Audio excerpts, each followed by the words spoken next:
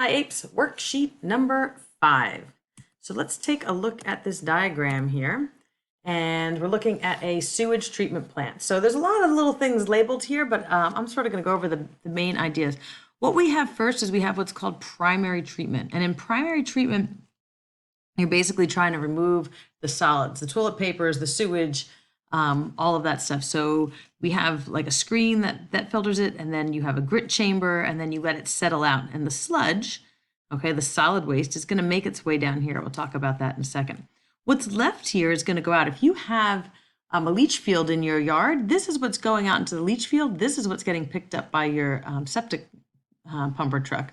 But this goes out into the soil in your yard. It percolates down through the soil, and then it becomes drinkable water. If we don't have that and we're using a manufacturing, we go to secondary treatment. So again, we aerate it and we allow bacteria to do their job to break down whatever's in there.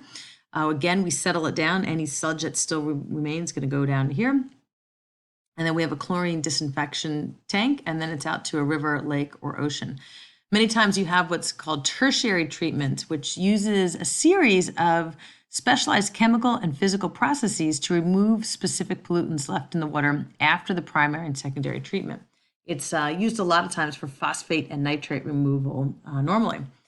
This sludge that's left down here is dried, so it becomes a solid, and then it's disposed of in a landfill or in the ocean, or it can be applied to croplands, pastures, or rangelands. Okay, so that's the basic steps for a sewage treatment plant. In the box below, list the ranks of coal in order from highest to lowest energy content. So low energy is peat. Peat can be compacted, all of it under pressure, heat, and time to get lignite. Then we have subbituminous, we have bituminous, and then we have anthracite, which is the best, highest quality coal with the most energy. 3 air pollutants that are emitted during the burning of coal. We always talk about sulfur, and that's sort of a big one to pay attention to, but it also does release some nitrogen oxides and some carbon dioxide. 7 products that are derived primarily from crude oil, things like tar, asphalt, gasoline, diesel, kerosene, which is also jet fuel, heating oil, and then petrochemical feedstocks is sort of a overarching term that refers to the basics of plastic making. So sort of all the things then that are turned into plastics or rubber tires or things like that. So the feedstocks refer to all the products that are generated that are of plastic. The acronym OPEC refers to Organization of Petroleum Exporting Countries. And that's important because their motto is to coordinate and unify the petroleum policies of its member countries and ensure the stabilization of oil markets in order to secure an efficient, economic, and regular supply of petroleum to consumers, a steady income to producers, and a fair return on capital for those investing in the petroleum industry. You can read closely into those words and decide whether or not that's how you want to view what their motto is. Fracking is a common name for hydraulic fracturing, and it's a concern because it forces open fissures in the subterranean rocks by introducing liquid of high pressure to extract oil or gas. So it's pushing water down into rocks underground to help us extract oil.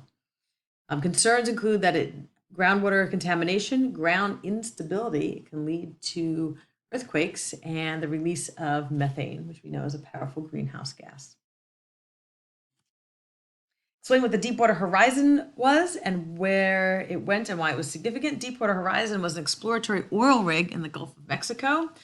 In finding oil reserves, it was unable to cap the well that it had drilled, and 168 million gallons of oil spilled into the Gulf.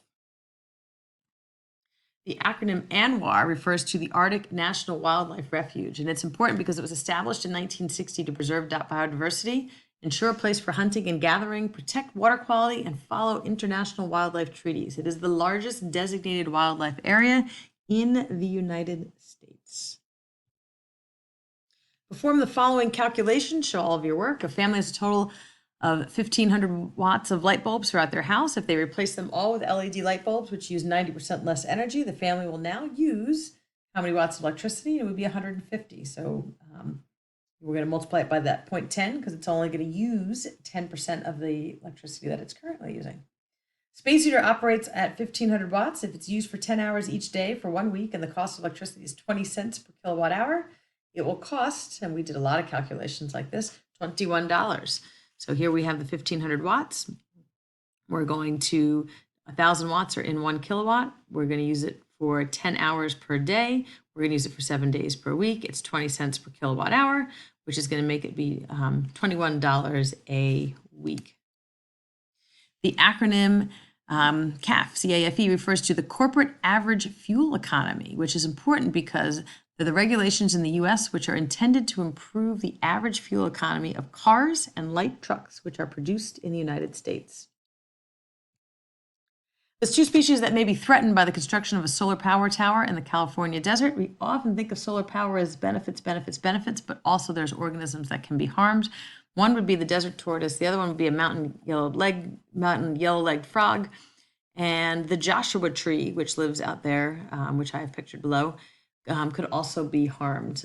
The point of this is not necessarily to know these specific organisms, but that we always have to think that we can't categorize anything as inherently good or inherently bad. Solar power has a lot of benefits, but it comes with a cost.